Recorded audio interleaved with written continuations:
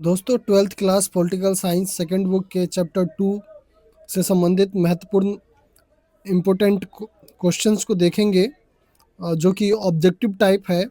और ये क्वेश्चंस आपके सीयूटी एग्ज़ाम के लिए एवं आपके बोर्ड एग्ज़ाम और यदि आप किसी अन्य गवर्नमेंट एग्ज़ाम की प्रिपरेशन कर रहे हैं उन सब के लिए अत्यंत महत्वपूर्ण है।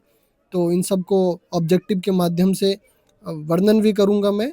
तो आइए आरंभ करते हैं। दोस्तों प्रथम क्वेश्चन है, भारत में पहला आम चुनाव किस वर्ष हुआ? दोस्तों देश की आज़ादी के बाद 1950 में चुनाव आयोग का गठन किया गया था। 25 जनवरी 1950 को 25 जनवरी 1950 को चुनाव आयोग का गठन किया गया और देश में पहला आम चुनाव 1951-52 के दौरान हुआ। दोस्तों नेक्स्ट क्वेश्चन है, भारत में चुनाव कराना किस संस्था की जिम्मेदारी है? दोस्तों भारत में चुनाव कराना चुनाव आयोग की जिम्मेदारी है। भारतीय संविधान के 324 आर्टिकल 324 अनुच्छेद में संविधान के 324 अनुच्छेद में चुनाव आयोग से संबंधित विवरण है और भारत में चुनाव को निष्पक्ष रूप से कराने के लिए चुनाव आयोग का गठन किया गया था 1950 में और चुनाव की जिम्मेदारी चुनाव आयोग के ऊपर ही होती है। शुरुआती चुनाव में चुनाव चिन्ह क्यों आवश्यक थे? क्योंकि दोस्तों जब देश आज़ाद हुआ था तो उस समय देश में व्यापक पैमाने पे जो मतदाता थे वो निरक्षर एवं अधिक पढ़े लिखे लोग नहीं थे, तो इसलिए आवश्यक थी कि उस समय में चुनाव चिन्ह हो ताकि लोग चुनाव चिन्ह के माध्यम से अपने पसंदीदा पार्टी को वोट कर सकें। तो निरक्षर मतदाताओं की सहायता के लिए चुनाव चिन्ह की आवश्यकता थी। भारत में लोकतंत्र की स्थापना को एक साहसिक प्रयोग क्यों कहा गया? दोस्तों भारत में लोकतंत्र की स्थापना को एक साहसिक प्रयोग इसलिए कहा गया क्योंकि उस समय में जब भारत 1947 में आज़ाद हुआ था, एक लंबे गुलामी के बाद में आज़ाद हुआ था। भारत ब्रिटेन का उपनिवेश था और भारत की स्थिति बहुत अच्छी नहीं थी। भारत में व्यापक पैमाने पे गरीबी था, अशिक्षित लोग थे। इस वजह से उस समय पे जो धारणाएं थी लोगों की कि लोकतंत्र उन्हीं देशों में सफल है जो विकसित देश है और जहाँ के लोग पढ़े लिखे लोग हैं, तो इसीलिए इस बात का आलोचना भी किया गया। तो इसीलिए इसे जो है साहसिक प्रयोग के रूप में कहा गया। भारतीय नेतृत्व के द्वारा जो भारत में लोकतांत्रिक व्यवस्था को अपनाया गया, इसे एक साहसिक प्रयोग के रूप में देखा गया। पहले आम चुनाव में लगभग कितने मतदाता थे? दोस्तों प्रथम आम चुनाव में लगभग 17 करोड़ मतदाता थे। पहले 3 आम चुनाव में कांग्रेस को बहुमत मिलने का मुख्य कारण क्या था? दोस्तों जैसा कि हम सब जानते हैं कि स्वतंत्रता संग्राम के दौरान कांग्रेस पार्टी की महत्वपूर्ण भूमिका थी और साथ ही साथ कांग्रेस पार्टी भारत की सबसे पुरानी पार्टी भी थी। 1885 में कांग्रेस पार्टी का स्थापना किया गया था ए.ओ. ह्यूम के द्वारा और स्वतंत्रता आंदोलन के दौरान ये पार्टी महत्वपूर्ण भूमिका निभाई कांग्रेस पार्टी ने और इस यही वजह रहा कि बाद के वर्षों में जाकर के कांग्रेस पार्टी को भारत के लोगों ने जन समर्थन दिया और स्वतंत्रता आंदोलन में इसकी भूमिका को देखते हुए ही लगातार 3 वर्ष तक एकछत्र जो है कांग्रेस पार्टी 3 आम चुनाव तक जीतती रही, जिसे कि हम कांग्रेस सिस्टम के रूप में भी जानते हैं। जितने भी उस समय के प्रसिद्ध नेता थे वे सभी कांग्रेस पार्टी के हिस्सा हुआ करते थे और उन सब की एक महत्वपूर्ण भूमिका थी भारतीय स्वतंत्रता संग्राम में। 1957 में केरल में किस दल ने सरकार बनाई? दोस्तों 1957 में केरल में जो सरकार बनी थी वो कम्युनिस्ट पार्टी ऑफ इंडिया की बनी थी, सीपीआई की बनी थी और ये भारत के किसी भी राज्य में प्रथम गैर कांग्रेसी सरकार थी। नहीं तो 1952 में भारत में पहला सरकार गठित हुआ और इसके बाद से लेकर के 1967 तक जो है अगर देखा जाए तो एक छत्र जो है केंद्रीय स्तर पे और 3 आम चुनाव तक खास करके केंद्रीय स्तर पे और राज्य स्तर पे कांग्रेस पार्टी की सरकार बनती रही, परंतु 1957 जो भारत का दूसरा आम चुनाव था, इस समय केरला में कम्युनिस्ट पार्टी ने सरकार बनाया और ये भारत का प्रथम गैर कांग्रेसी सरकार के रूप में जाना जाता है। दोस्तों केरल में कम्युनिस्ट सरकार का गठन किस दृष्टि से ऐतिहासिक था? जैसा कि हमने ऊपर चर्चा किया कि पहली लोकतांत्रिक रूप से निर्वाचित कम्युनिस्ट सरकार थी ये विश्व भर में। दोस्तों कम्युनिस्ट पार्टी की ये जो सरकार बनी थी, ये भारत में तो किसी राज्य में गठित पहली गैर कांग्रेसी गवर्नमेंट तो थी ही, साथ ही साथ दुनिया भर में जितनी भी कम्युनिस्ट गवर्नमेंट थी वो कभी लोकतांत्रिक रूप से चुनाव के माध्यम से नहीं बनी थी, परंतु केरला में जो कम्युनिस्ट पार्टी की सरकार बनी थी, ये लोकतांत्रिक रूप से निर्वाचित सरकार वैश्विक स्तर पे प्रथम एग्जाम्पल था दोस्तों। और ये सरकार अधिक समय तक चल नहीं पाई थी, बाद के वर्षों में वहाँ पे आर्टिकल 356 का प्रयोग करते हुए राष्ट्रपति शासन लगाया गया था। नेक्स्ट क्वेश्चन है, समाजवादी पार्टी किस विचारधारा से जुड़ी थी? दोस्तों समाजवादी पार्टी की विचारधारा जैसे कि नाम से ही स्पष्ट है, समाजवाद से जुड़ी हुई थी, जो कि सामाजिक असमानता की बात करते हैं।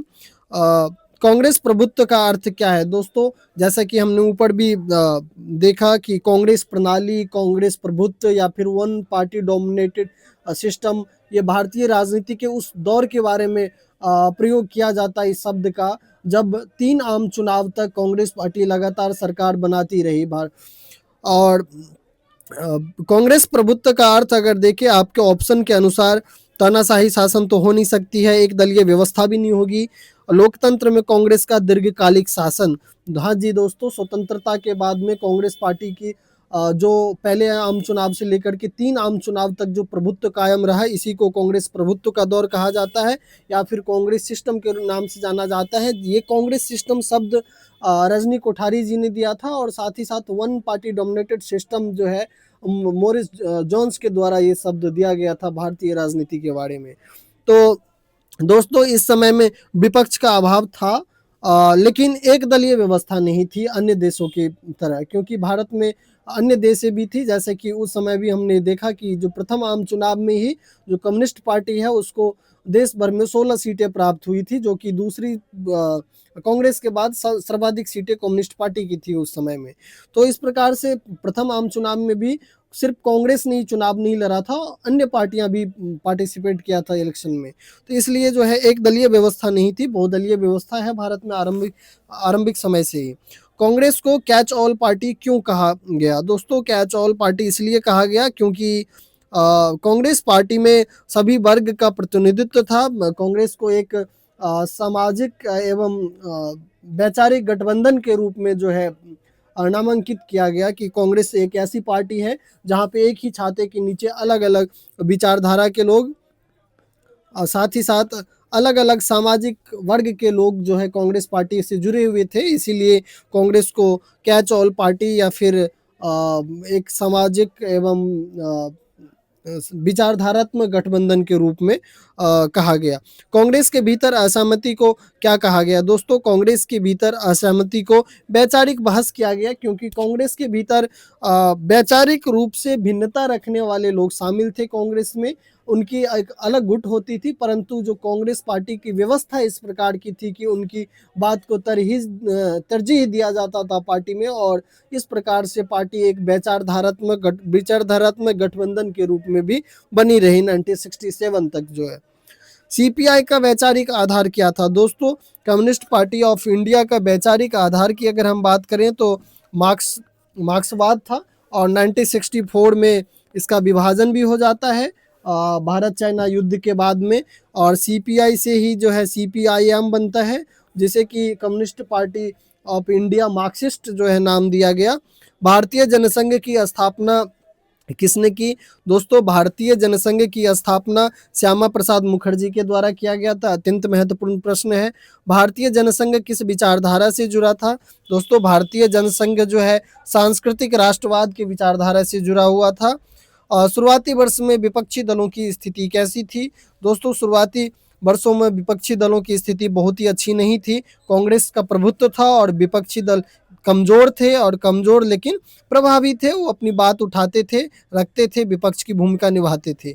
भारत में विपक्षी दलों का उदय किसका संकेत था? दोस्तों भारत में विपक्षी दलों का उदय भारत में लोकतंत्र की मजबूती का, बहुदलीय लोकतंत्र की मजबूती का संकेत था। कांग्रेस प्रभुत्व की प्रकृति कैसी थी? दोस्तों कांग्रेस प्रभुत्व की प्रकृति थी सहमति आधारित। कांग्रेस पार्टी में जैसे कि हमने देखा कि सामाजिक एवं विचारधारात्मक गठबंधन थी कांग्रेस पार्टी, जिसमें अलग अलग विचार के लोग अलग अलग विचारधारा के लोग शामिल थे, अलग-अलग सामाजिक वर्ग के लोग शामिल थे और वो एक कांग्रेस पार्टी के संगठन के अंदर ही कार्य करती थी।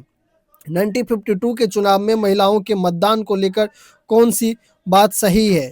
दोस्तों 1952 जो प्रथम आम चुनाव हुआ था, इसमें महिलाओं की मतदान को लेकर के था कि महिलाओं ने सक्रिय भागीदारी की थी। लोगों को ऐसा लगता था कि भारत में शिक्षा है, 17 करोड़ मतदाताओं में से व्यापक पैमाने पे मतदाता शिक्षित हैं, परंतु 1952 के इलेक्शन में जिस प्रकार से मतदान की प्रतिशत रही, वो यह प्रदर्शित करता है कि भारतीय लोकतंत्र काफ़ी मजबूत है और साथ ही साथ जो हमारे राष्ट्र निर्माताओं का जो निर्णय था लोकतांत्रिक व्यवस्था को लेकर के एकदम सही था। नेक्स्ट क्वेश्चन है, भारत में स्वतंत्र और निष्पक्ष चुनाव किस बात का प्रमाण है? दोस्तों भारत में स्वतंत्र और निष्पक्ष चुनाव लोकतंत्र की सफलता का प्रमाण है, क्योंकि 1952 में भारत में पहला चुनाव हुआ था और भारत 1947 में आज़ाद हुआ, 1950 में भारत का संविधान लागू हुआ और इसके बाद से आज तक जो है भारत में लोकतांत्रिक रूप से ही सरकार का गठन होता आया है। तो इसीलिए इसे एक सफल लोकतंत्र का एग्जाम्पल दिया जाता है, क्योंकि दोस्तों जब भारत आज़ाद हुआ था ठीक इसी समय इस सेकंड वर्ल्ड वॉर के बाद में और भी बहुत सारे देश आज़ाद हुए थे, परंतु वहाँ पे लोकतंत्र कायम नहीं हो सका उन सभी देशों में। तो इसलिए भारत की लोकतंत्र एक मजबूत लोकतंत्र का एग्जाम्पल है। नेक्स्ट क्वेश्चन है, कांग्रेस के अंदर विभिन्न गुटों का होना किसका संकेत था? दोस्तों कांग्रेस के अंदर विभिन्न गुटों का होना एक वैचारिक विविधता का संकेत था। निम्न में से कौन कांग्रेस के प्रभुत्व का कारण नहीं था? नहीं पूछ रहा, आप इस बात पे गौर कीजिए, नहीं था।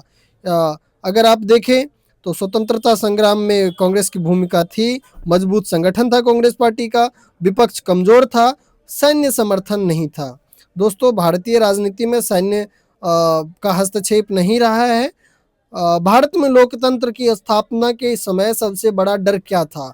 दोस्तों भारत में लोकतंत्र की स्थापना के समय जो सबसे बड़ा डर था कि लोकतंत्र असफल न हो जाए, क्योंकि भारत में उस समय पे व्यापक पैमाने पे जो जनता थे वो अशिक्षित थे, भारत में व्यापक पैमाने पे गरीबी थी और आज़ादी के बाद की जो देश की सामाजिक आर्थिक स्थिति थी वो बहुत ही अच्छी नहीं थी, इसलिए जो है लोकतंत्र की असफलता का डर था उस समय पे।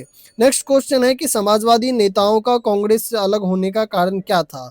दोस्तों समाजवादी नेताओं का कांग्रेस से अलग होने का कारण था वैचारिक मतभेद।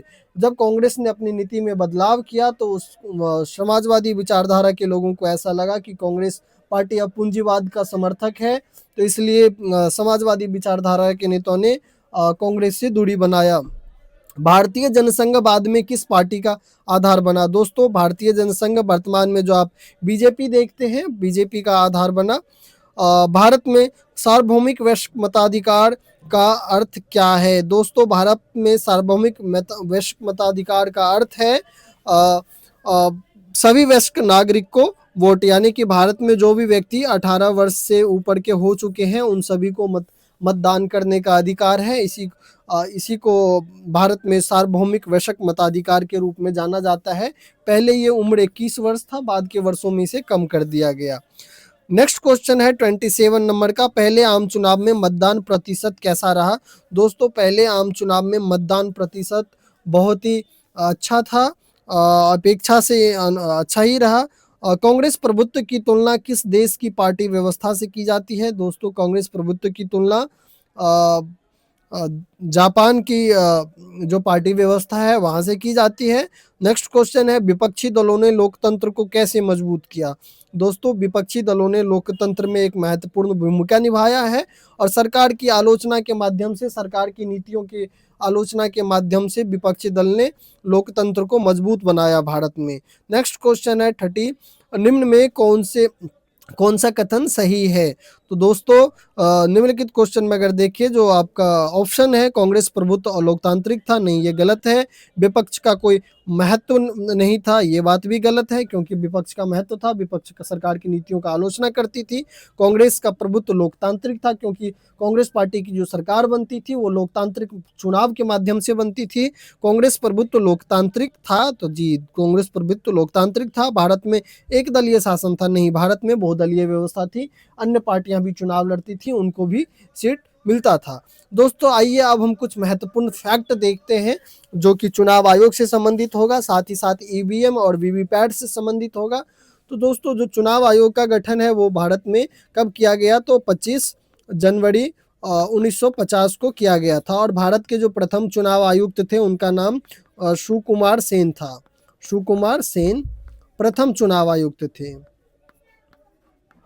भारत में वर्तमान समय में एक मुख्य चुनाव आयुक्त होते हैं और 2 चुनाव आयुक्त होते हैं।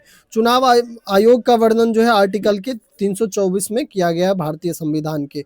दोस्तों प्रथम चुनाव की अगर बात करें तो इसमें 17 करोड़ मतदाता ने भाग लिया था प्रथम आम चुनाव में, जो कि 1952 में हुआ था।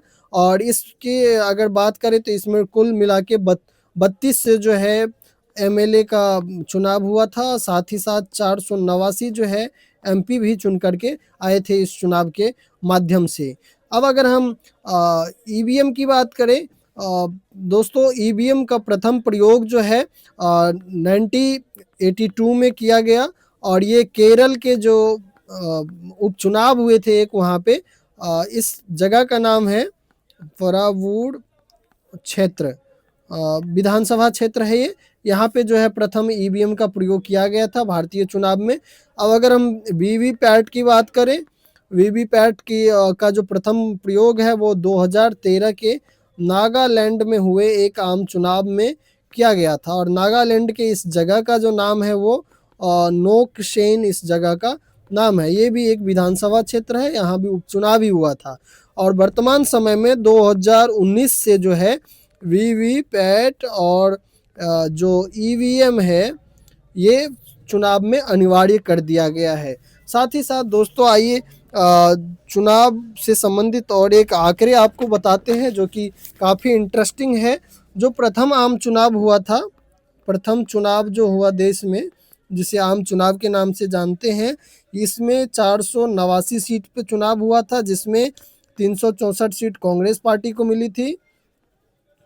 और साथ ही साथ इस समय जो है सीपीआई जो सबसे बड़ी विपक्षी पार्टी थी, इसको 16 सीटें मिली थी। जो द्वितीय आम चुनाव हुआ इसमें कुल 494 सीट पे चुनाव हुआ था और कांग्रेस पार्टी को 371 सीटें मिला था कांग्रेस को। और तृतीय आम चुनाव की अगर हम बात करें तो इसमें 494 इसमें भी इलेक्शन हुआ था और 361 सीटें जो है कांग्रेस पार्टी को इस इलेक्शन में भी मिला था। और इसी तीनों चुनाव के जो रिजल्ट थे इसी को जो है कांग्रेस प्रणाली या फिर भारतीय राजनीति में एक दलीय प्रभुत्व का दौर के रूप में जाना जाता है। दोस्तों साथ ही साथ भारतीय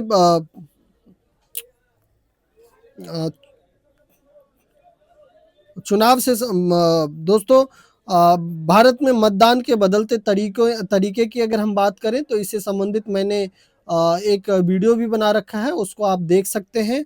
और भारत में अगर हम आम चुनाव की बात करें तो एक बात फैक्ट है जो अत्यंत महत्वपूर्ण है कि भारत में प्रथम आम चुनाव से लेकर के 1967 तक जो है 1952 से लेकर के 1967 के इलेक्शन तक जो है लोकसभा का और राज्य विधानसभा का इलेक्शन जो है साथ में होता था। परंतु जब 1971 का जो इलेक्शन हुआ था ये एक वर्ष पूर्व जो है इलेक्शन हो गया था लोकसभा भंग करके, तो यहाँ से शेड्यूल बिगड़ गया था वन नेशन वन इलेक्शन का। तो इस फैक्ट को आप याद रखेंगे।